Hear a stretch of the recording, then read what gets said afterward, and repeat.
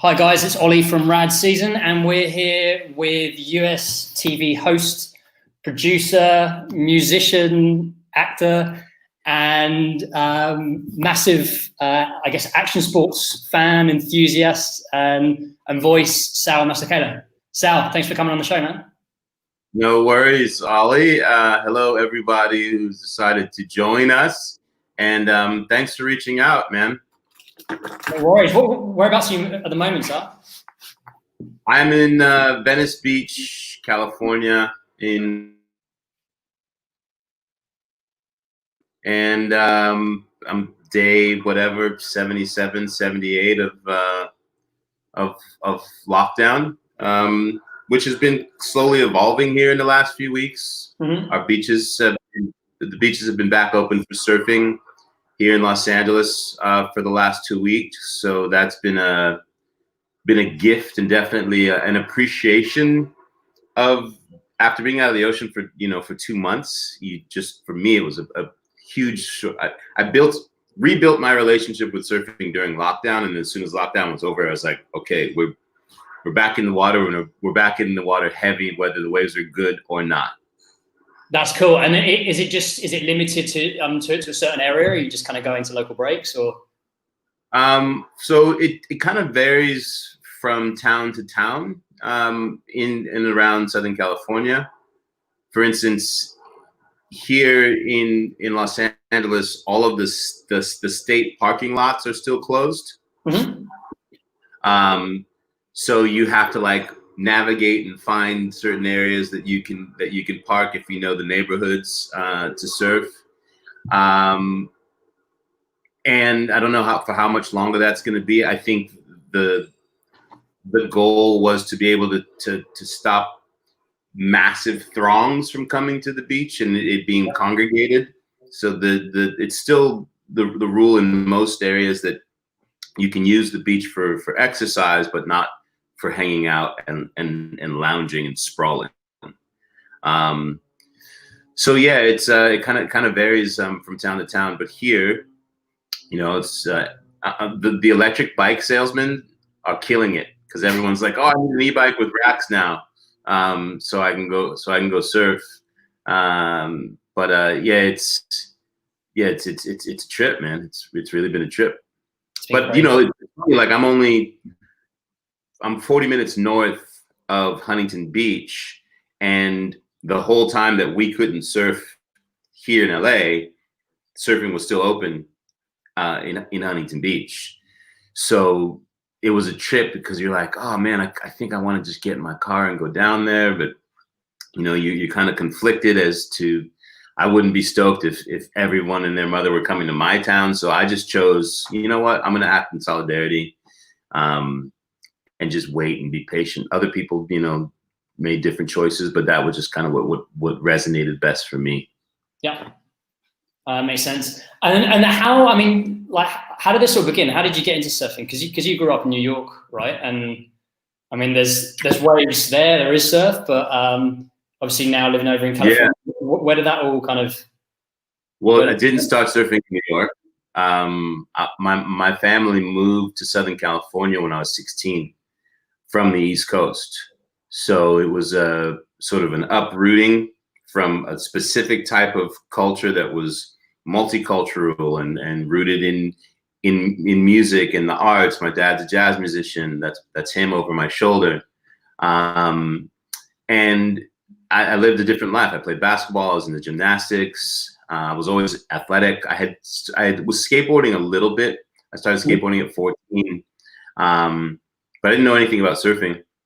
And my mother and stepfather moved to Carlsbad, California when I was 16. And the town that I moved to, my high school was an epicenter for surfing. I mean, it was crazy to go to a place where being on the basketball team or being on the football team were secondary to whether or not you practiced these other sports. Like if you skated and if you surfed in my school, that made you cool. You were not cool if you played team sports for the most part.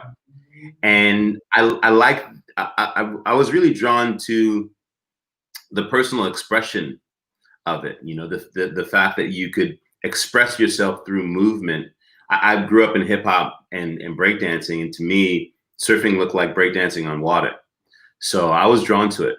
And I happened to move to a place where everybody ripped, and they'd been surfing since they were little kids. And a couple of kids took me under their wing the first week that I moved to San Diego. And I was late, you know, like I was almost 17 when I started surfing. So the odds were definitely stacked against me. But the first time that I caught a wave on my stomach, I'll never forget that feeling of being lifted up by this wave and then getting in the white water, and then like seconds, and it was like time sound. It's like something poured out from the heavens and filled my soul. And when I came up from the water after I fell, I was like, my life just went like this. Whoop, this is where we go now. And it was all about building a relationship with the ocean. And I surfed. I was in the water every day for a better part of 300 days that first year, for sure. Like over 150 days in a row. At a certain point, trying to play catch up. I would go to the school library and read all the back issues of Surfer magazine, going back to like the 70s and 60s, just so that I wanted to learn and absorb everything about the culture. And it was fascinating to me. I was like, there's not only this thing, like the practice of doing it, but it comes with all this history and culture and community and, you know, the Hawaiian roots, etc. And I was addicted, man. And it really changed the direction of my life. When I graduated from high school, I didn't have any desire to go to college. My parents were like, what do you mean? I was like, I just want to got to get better at this thing. So I took odd jobs and I surfed my brains out. I started snowboarding 6 months after I started surfing. And, you know, skateboarding, surfing and snowboarding just kind of took over my life. And at about 21, I got a job at Transworld Skateboarding and Snowboarding magazine. Right. as a receptionist intern. And that's sort of what began me on this path. I finally found like a group of people who I found a place where I wasn't going to get fired like I did so many other jobs for wanting to continue to play and grow in this thing.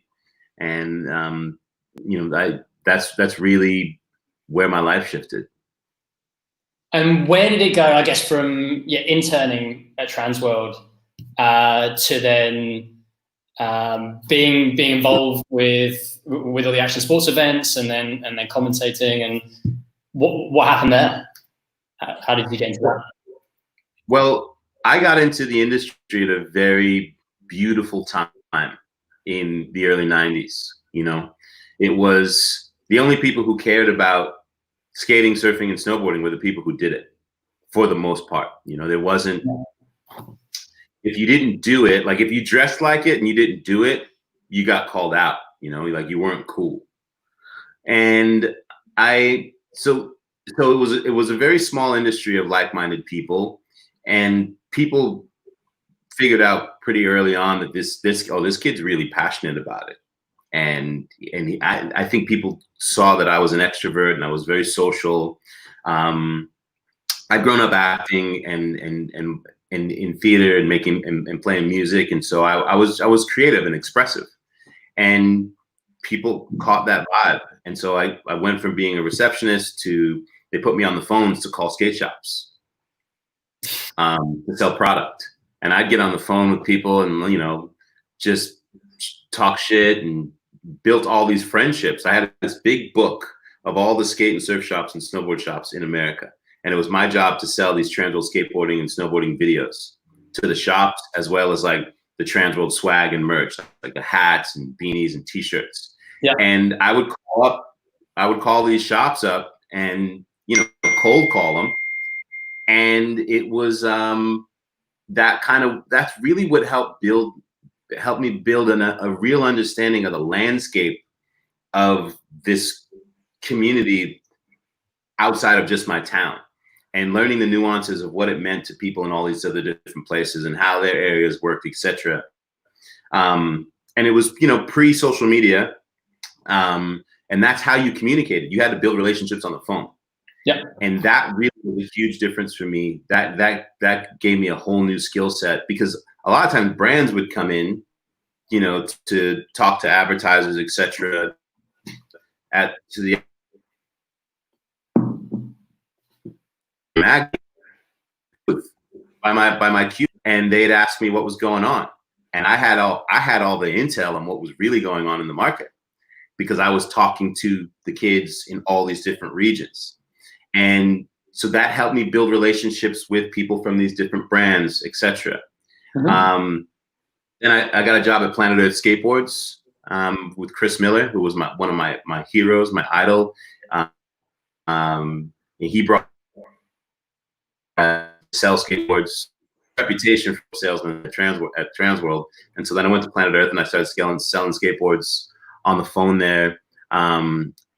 Chris was also a surfer, so and got in. I helped him get into snowboarding, and so we started Planet Earth Snowboarding Outerwear. I took my relationships from what I had learned at Transworld to help build a team and recruit athletes, and then I became a team manager at Planet Earth for skateboarding, for Planet Earth and Rhythm Skateboards. So I'm at all the different events anyway. Yep. Now because of my job. And then I have the sales background, so I'm able to go and take the team to the shops, and like, you know, I really had learned to navigate. And long story short, you know, in those early days of events, no one was really covering them on television, and so the idea of there being like a commentator didn't really exist. We all took turns talking shit on the mic, and I just got a reputation for never shutting up. Making the audience laugh. I would make up fake bios about dudes who were skating and surfing or whatever. And people started calling and being like, hey, we heard you killed it at such and such's demo. Will you come and do our local contest? We'll give you like $50 store credit. I'm like, what? Yeah, sure. No problem. I'll come talk shit all day. That led to someone calling you from a local snowboard contest being like, hey, we heard you killed it for such and such. Can you come up to do our contest at Snow Summit, and you know, we'll give you 2 free lift tickets and a hotel. Be like, yeah, yes, I'm definitely there. Like, you know, it wasn't even about money at the time. It was just about being able to, like, you know, get rad perks to continue to do the thing. And you know, then I would go on from Planet Earth to do some work at Reebok when they started this shoe division called Box, and I was a team and marketing guy there, and that put me even further into the landscape, where now I'm managing BMX riders, skateboarders, snowboarders, surfers, and I'm flying around to all those different events. And again, it's just building and using, you know, relationships to move it forward, and also still like announcing at a lot of these events that I was at. I would just get on the mic and like do a guest spot. People would be like, oh, that's that guy that we saw at the trade show, you know, announcing the vert ramp at the trade show, whatever. And so I had this little side reputation, but it wasn't a career. No one was giving me money. And then, you know, brands would call me and be like, hey, can you come and be the MC of our Christmas party? We'll give you a bunch of clothes. I'd be like, all right, cool. So, you know, that's how my relationship with Quicksilver started. Like, just, you know, it was very, very, very organic. And then in 1998, my friends and I, we started a brand called Alphanumeric Clothing,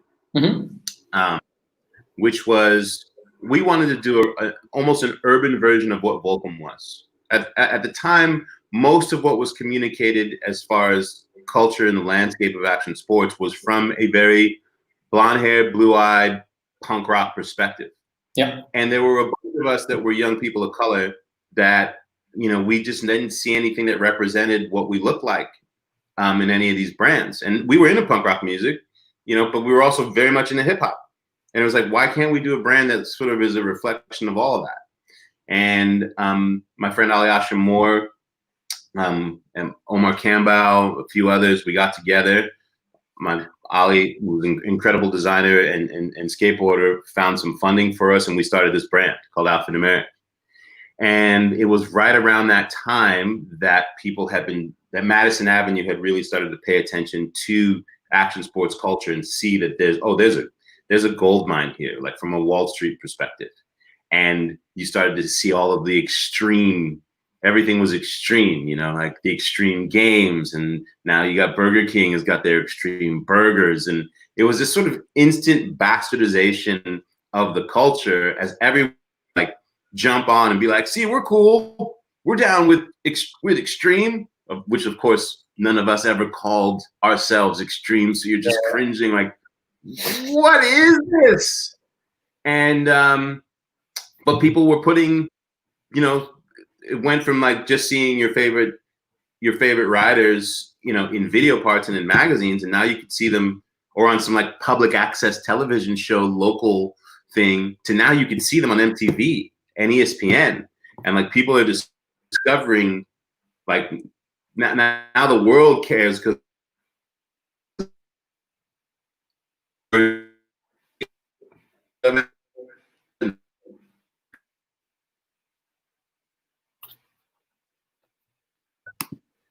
so I think the really big, the first big break for me was the MTV Sports and Music Festivals. They MTV was doing this MTV Sports and Music Festivals, and a friend of mine was working doing some production there, and he told them like, hey, you need to get this guy. Like this guy could actually make you guys look legitimate instead of just having your VJs saying shit but not understanding what's going on. And that was my first big break. I was like co-hosting the MTV Sports and Music festivals alongside Carson Daly. And my job was to make Carson Daly not look bad. He handled the music, I handled the shred, and we sort of did this back and forth. And that was my big break. And people started paying attention. I got a local, there was like a public access style show called Planet X that brought me on to like interview people. And again, you're interviewing your friends. So you're at an event, they hand you a mic, and like, what's up? And you're just talking shit. And are we done? Cool, I'll go to the bar. No one was still wasn't getting money for it, you know? But the MTV thing was really the big break. And then ESPN, I was with my team in Alphanumeric at the Vans Triple Crown of snowboarding in Breckenridge, Colorado. And I was there with my athletes. It's the end of the first day of the contest, and I get a tap on my shoulder in the bar. And I turn around, this guy goes, excuse me, you're Sal Masekela, yes? I said, yeah. He said, my name is Phil Orleans. I'm the executive producer of Snowboarding for the X Games, and I'm here looking for you. I stood up in my bar stool in the middle. Now you got a picture, it's post-contest, right? It's raging. And I was like, whoever put this fucker up to this, fuck all you guys. Very, very funny. Like, because I just assumed my friends were fucking with me. And I sat back down, I laughed at the dude, and I went back to like drinking with my friends. Tap, tap, tap on my shoulder again. And now he has a business card in his hand. And it's not like something that you could just make up at Kinko's. This is like the nice 75 cents. What's that?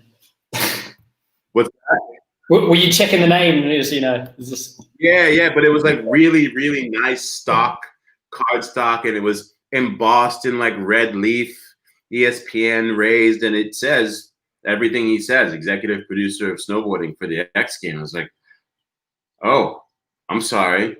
And he said, can we talk? And long story short, we bought a six pack, left the bar, went out into the lobby. This was at the hotel.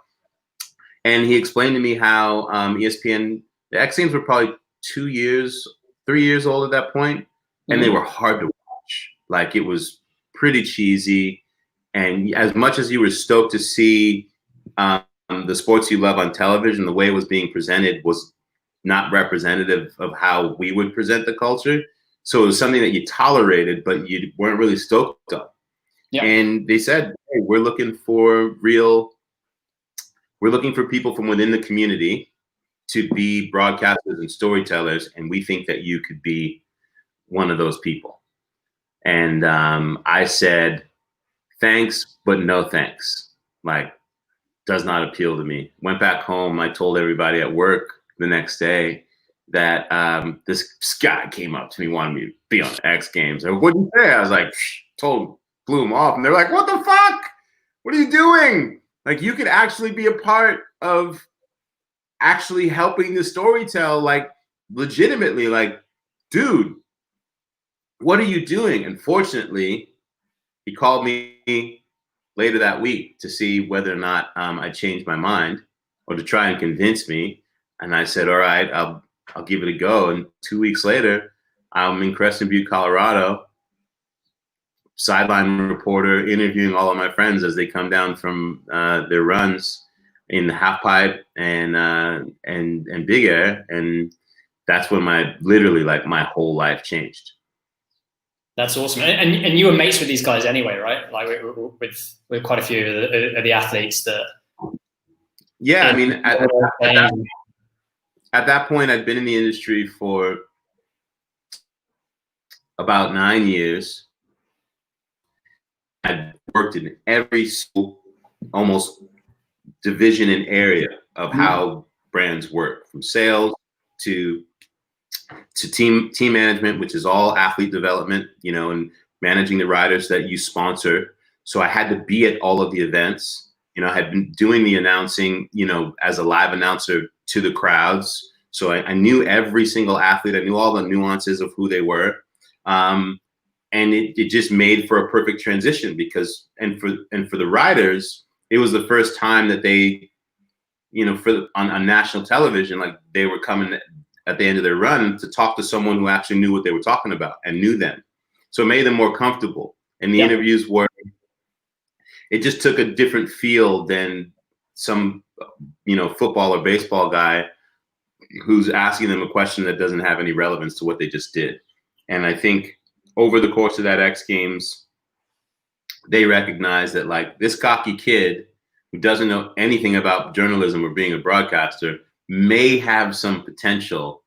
Let's see if we can school him. And that really began what I call, I got a 13-year paid television broadcasting education at the very highest level at ESPN. And yeah, man, it literally changed my life. Became, within a year of that first X Games, a year and a half, I left my company and devoted myself to this thing that somehow or another I'm still doing 20 years later.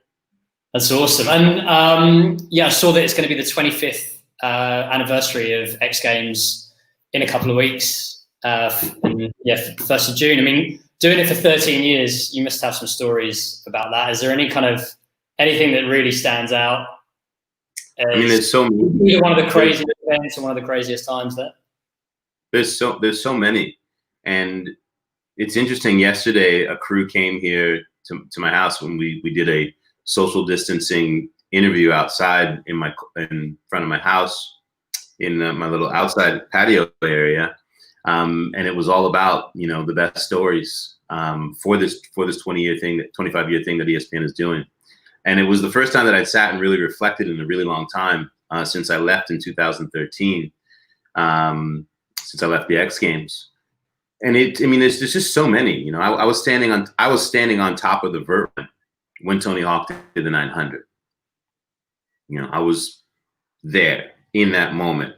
You know, I was in the crowd at the bottom, you know, holding him up with a microphone in one hand and like helping to hold him up with the other. When that shot was heard around the world. And it was such a powerful moment because, and I was talking about this yesterday, that needed to happen to a specific person that would have the ability to truly capitalize on it. It was also the moment that it happened. It was a Friday night in prime time on ESPN in America in 1999. People's viewing, just totality of like content viewing options were so much more limited and focused to just a few things in those days. And ESPN would be one of the places that you would be posted up at home with your homies, drinking beers, watching a game or whatever's on. Like that, those were your options. You know, ESPN was on in every single bar in America. And it was Friday night in America, so everybody were in those bars and in those sports bars, and ESPN choosing to let Tony keep going after the contest was over to try and make it.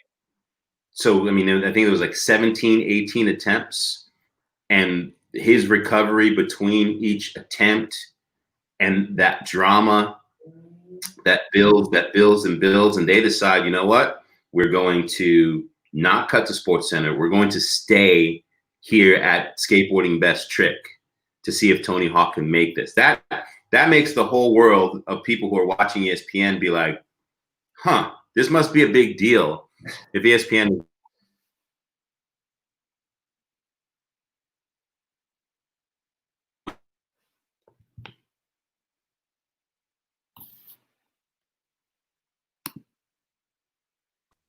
And sure enough, it happened. And when it happened, you know, everybody in the world saw it. It became the thing that everybody, did you see that? Did you see what that guy did? And suddenly people who never cared about skateboarding before were like, fucking Tony Hawk, man. That guy's the man. Watch the way he grinded that thing out. And he's on all the talk shows next week. He chooses to hold the door open for the entire culture and be like, hey, it's pretty sweet over here. You guys come on in with me. Let's go. And I think all of action sports across the landscape, all the different disciplines benefited from that moment, because now suddenly he's being talked about in the same vein as Michael Jordan and any great mainstream athlete that people had been celebrating. Now Tony Hawk's name is there, and he really he needed to be the person to do that, because his mind always thought about capitalizing, you know, and from all the way back from the 80s, he was savvy when it came to marketing. And he's a weird, curious nerd who always was about technology. So, you know, it makes sense that like 2 years later, he comes out with Tony Hawk's Pro Skater and like changes the world. So that was just an incredible thing to have been a part of, and to witness. You know, Travis Pastrana's double backflip was a massive moment in 2006 to witness, and it was another one of those things that suddenly like puts us on the stage amongst the, you know, most iconic things that have happened in sports, not just action sports. Yeah.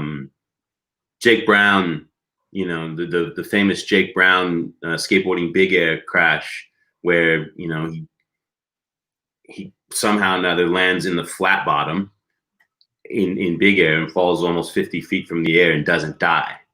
You know, it was another one of those moments where people are like, what are these guys made of?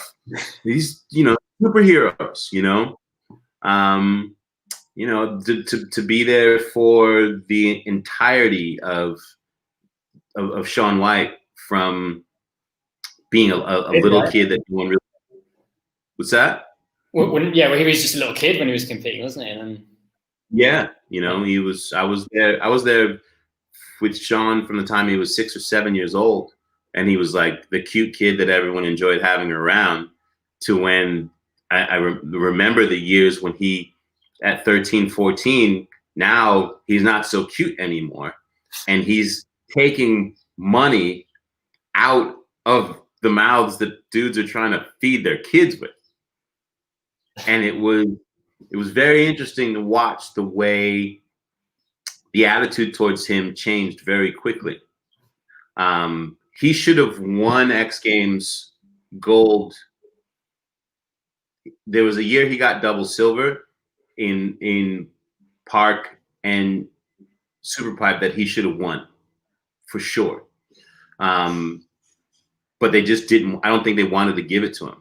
And that next year, Shaun's one of those hyper-focused, ultra-competitive people,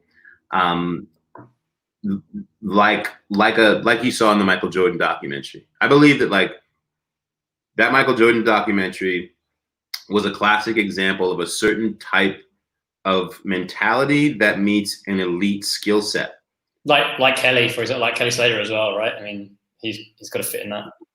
That guy, Kelly, over my shoulder. That guy right behind you. Yeah, is absolutely that person. Yeah. Nigel Houston has it. There's just a certain thing for those people at that level where it's like, I'm going to get up and I'm going to figure out how to piss excellence every day. And if that gets in the way of your life, it's not really my problem. I'm here to push this thing as far as I can take it. So yeah, it was to witness that, and then Sean's complete total dominance. And then, as if that wasn't enough, for him to take this thing that people thought, oh, it's cool, Sean skates, but like, he can't compete at the highest level in skateboarding. That he's not really one of us at this highest level. And Sean was like, oh, really? Hold my beer. And he comes into to Vert at X Games, and they're like, whatever. And he dominates. Like, he becomes so important to vert skating competitively at the X Games that when Shaun White, after just dominance and winning his 3 golds, is like, you know what? I'm going to go back to focusing on snowboarding. Everybody stopped caring about vert. That's how big of a fucking deal this dude was and is. And it was fascinating to be able to be there. And I had the privilege of commentating not just his snowboard events, but I was commentating skateboarding as well. So I got to be able to marry all of it. And it was, you know, that those years of that level, that storytelling, it was a blast, you know. Bob Burnquist's next to perfect run in 2001 in Philadelphia was a special one to call. There's endless moments. You know, surfing, when we got to do, when surfing came to the X Games for 2 years, and we went and did the team event at Puerto Escondido in Mexico for 3 years in a row. Hey, we're gonna fly you down to Puerto Escondido for 3 weeks, so that we can shoot surfing. Okay. You know, it's like the best of the best of pro surfing, men and women coming and being a part of it. So yeah, man, it was all time, all too many moments to count. Too many. And then you went on to do the Red Bull series, where, I mean, there's a number of epic events. I mean, I guess more recently with Red Bull Rampage. I mean, that's just, it just blows my mind whenever I see footage of that. It doesn't matter what it is, what year. That place it's crazy, right? Yeah, Red Bull Rampage is so yeah. Leaving ESPN was a tough decision, because it was so much of my identity was, you know, people saw me as the X Games guy, and the longest job I ever had in my life, 13 years. And where did you go from there? What was the transition? Say again? What was the transition after X Games? So what was the next? It was, I left ESPN and went to Red Bull to be a brand ambassador and to host the Red Bull series. But the decision was mine. I left ESPN, and they expected me to stay, but how do I say this? They no longer saw fit to compensate me in the manner of where I felt they were giving me my due. Mm-hmm. And it came with a lot of restrictions as to being able to work and do things in other places. And, you know, I loved hosting the X Games, but I knew that there was more that I wanted to do. And it just felt like the right time. Like, no one enjoys a person who's well compensated and bitter at his job. No one likes that person. You don't like working with that person in your job. And I could see that if I stayed and took that deal, I was going to be unhappy, and I was going to be that person with the chip on his shoulder. And it's television is a team sport. Everybody plays their part, and I didn't want to walk around and be that guy. So I was like, okay, this is going to be a problem here. So it's probably time for me to go. And I called a friend at Red Bull because I was really stoked on all the events that Red Bull was doing. And I was like, X Games is fun, but it's sort of a pop tent circus where everybody comes to this thing, right? And performs their sports in the best way as possible, but don't really have an opportunity to showcase their individual cultures. And I was, as I said at the beginning of this conversation, my roots were in the roots of events and the cultures of each sport. And I saw that what Red Bull was doing, I was like, oh, wow, they're figuring out ways to give these athletes opportunities to do the things that they've been dreaming of doing, but maybe don't have the platform to do. And just, it was not to mention like, oh, you want to go to space? Yeah, we'll send you to space. And so I just thought to myself, I was like, this shit's rad. Also, they don't have a me. I wonder if they are looking for a me, maybe someone who can help contextualize and be a part of elevating the storytelling. So I just called a friend over there and said, you guys would, and he was like, you would leave ESPN to come here? I was like, yeah, let's talk. And that's how that came to fruition. And it was a dream come true. I never thought that I'd be able to make an upwards transit, a lateral or upwards transition from ESPN, because it's the worldwide leader in sports.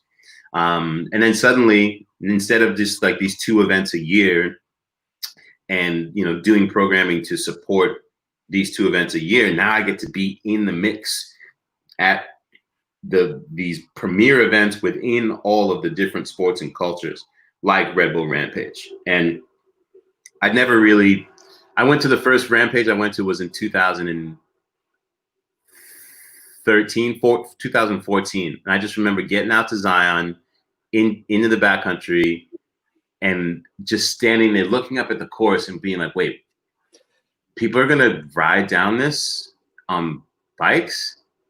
What if they die?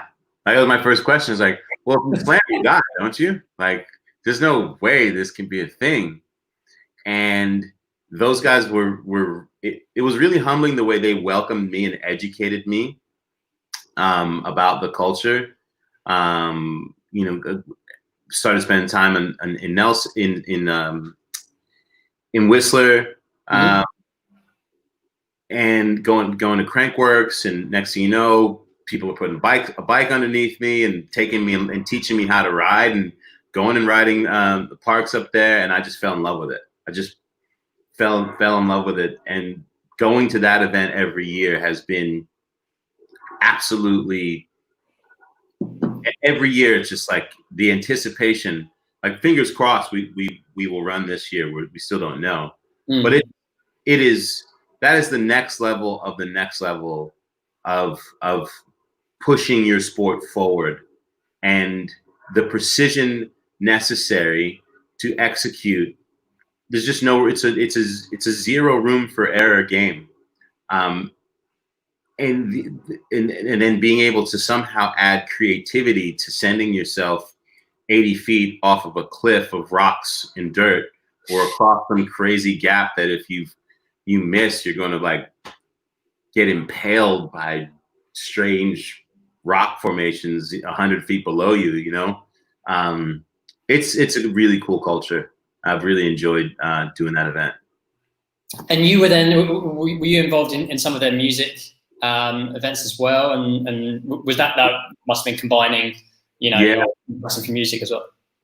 So that was really fun for Red Bull to recognize, like, okay, this guy actually also has a huge passion for music, and we're really all about music. We don't need to go get another person.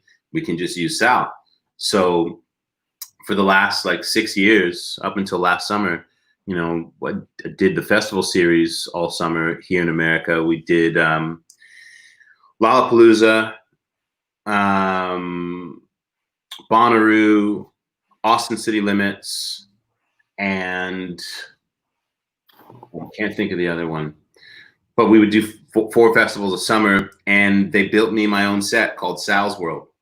And all the artists would come to Sal's World, and I get to have these great, these great fucking conversations with, you know, emerging artists and legends before or after their set, and they'd come hang out for 10 minutes or so and just shoot the shit and talk music and get to watch some of the greatest bands in the world. And just a blast to be able to like go and do events, go and do the Vulcan Pipe Pro, go and do Rampage, and then like spend the summer just like doing music. It's really, really, really been amazing.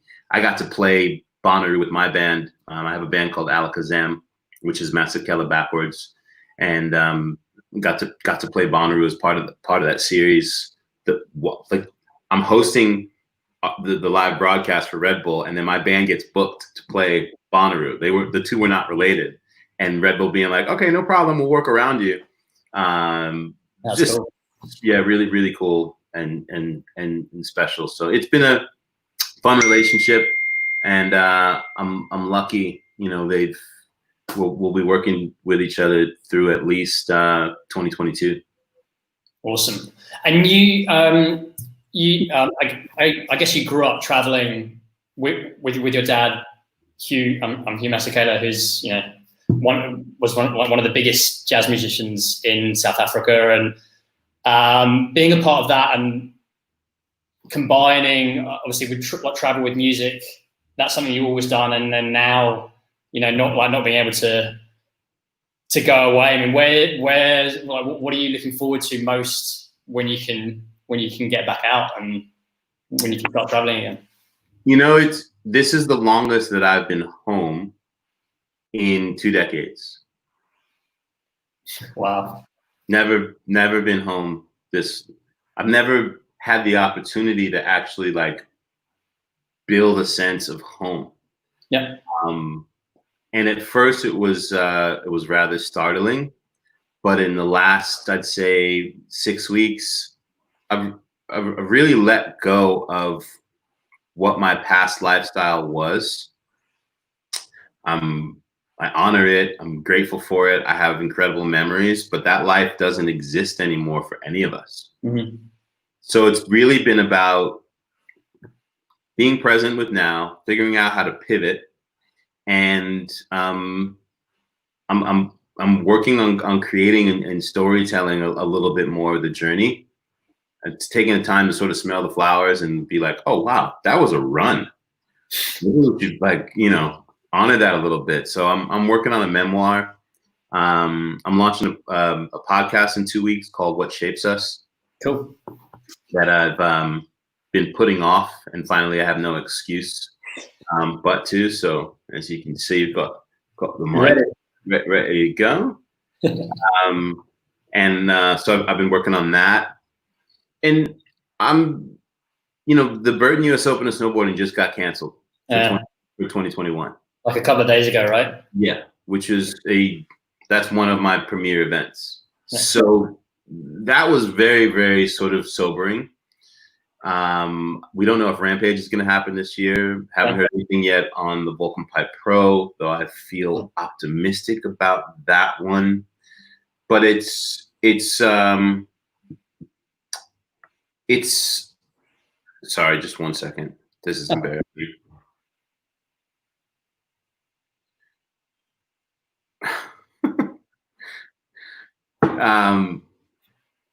It's just been like, okay, well, we're gonna pivot and figure out how to create content at home, and, you know, be patient, and as things come back and we get opportunities to travel again, we'll travel again. I do want to go places. I really, really, really want to go on a surf trip badly. I know we were speaking last time about Nicaragua and yeah, like so like places like that. I've been watching my friends down in Nika. My buddy who lives down there, and he's just been posting himself getting the most ridiculous waves ever. I'm just like, I want to go, but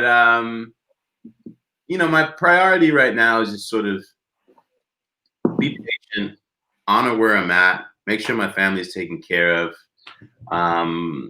This thing has affected people in horrific manners, and continues to affect people in horrific ways. And here in America, especially, it's disproportionately affecting people of color and the poor, and sort of acting as a black light on a bunch of broken systemic things within our country that we were all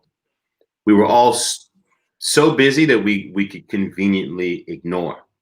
And it's relentlessly shining a light on huge areas of injustice, socially, economically, across the landscape. You see what we're dealing with when it comes to police brutality, specifically in the manner in which it's propagated against people of color here. And because of lockdown and because of the situation, everyone's sort of forced to have to pay attention. And so it just feels like a potential pivotal time for actual sustainable change. You hope for, because I know when this thing started, the last thing that I thought was that people would come out more divided and more entrenched in their belief systems than when they went in. I literally thought, well, fuck, we're all in the same thing. Perhaps this is going to engender a little bit more of actual communication and empathy and like commonality of who we are, no matter who you decide to pray to or who you sleep with or any of the various teams that people try to pick to make themselves more important.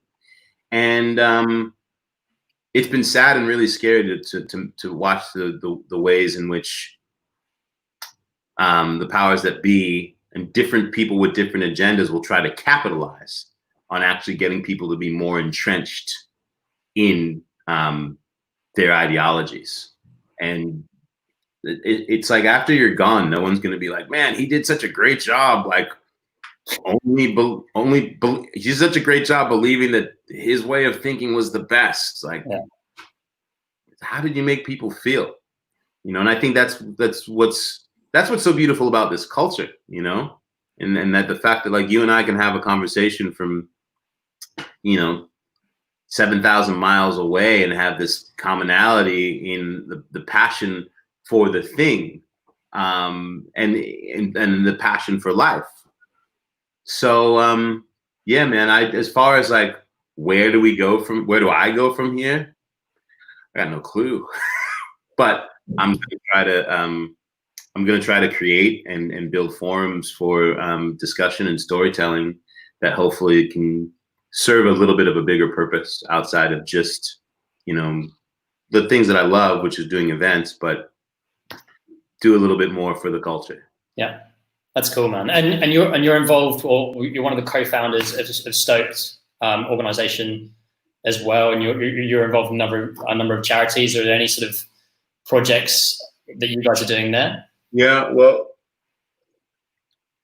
the one thing that we're doing with Stoked is really having to learn to pivot, because our mentoring organization is so rooted in hands-on work with kids. We take kids surfing, we take them snowboarding, we take them surfing, skating. We teach them actually out how to build skateboards with their hands, and all that stuff is like, yeah. So we've been pivoting and learning how to utilize this type of communication system to provide opportunity for kids still to feel like they can have community, because it's so much of it is about making kids feel empowered and safe and have a sense of community, so that they can, pursue the challenging aspects of growing up, especially when, and our kids are really great, smart kids that already have challenging situations at home. And now we're in a situation like this where whatever economic strains their families were experiencing under normal conditions are now further amplified. Yeah. Whatever dysfunctions that they had in the homes, where they could question feeling safe, those things are amplified. So we're just really working to pivot to be able to take care of our kids in the present, and maybe and modify the manner in which we mentor, and hopefully also keep people interested in still wanting to support us and feel like the work we're doing is relevant. And it's crazy the way like all of that just changed overnight. Yeah. Yeah, I think as of when was it, like the 15th of March or something? Like, that was it. Just Friday the 13th. Yeah. Friday the 13th of March. And we're here in America, we're just in a, I mean, I pay attention across the pond as well. But yeah, it just seems like in all these places, like our systems are really being challenged. But there's a huge opportunity for people across the board. I feel like no one chose coming into this, and everyone's got their different feelings. There's an immense amount of like information being hurled in various directions. Some of it pointedly subversive to try and like motivate agendas. And so everyone's like, I don't know what's real and what the facts are. And this is some sort of a scam or a pandemic or whatever. And then people who are like, no, here's where the data lies, etc. And this thing is, I've found it even amongst friends that people are divided now. Like, oh, you think that? Like, fuck, I can't fuck with you. Like, wait, how did this happen? Everybody's in a challenging situation here. And none of us had the choice. Well, I guess what I'm trying to get at is that none of us had the choice of how we walked into this, because everyone just found their lives being turned upside down. But we all have the choice in how we individually walk out of this. In other words, like the adjustments and what we are learning about ourselves from being forced to spend so much time with ourselves. I think we all have an opportunity to be far better versions and more realistic versions of like what are the difference between our wants and our needs. Yeah. I was saying to a friend yesterday, I know that in areas of my life, a bunch of easily accessible luxuries became regularities that in turn my mind created as necessities, that now after 8 weeks of not having them, you realize like none of that shit was even a real thing. Like none of those were necessities. They were like luxuries that we all have way too much easy access to, that you could just create as thinking like, well, this is how life should be. And for a lot of people, it's the first time that they've ever been challenged or told no, or, had to even like regulate to think about how they behave in certain spaces, which for a lot of people, for marginalized people, they're like, well, welcome to what a lot of has been normal my entire life.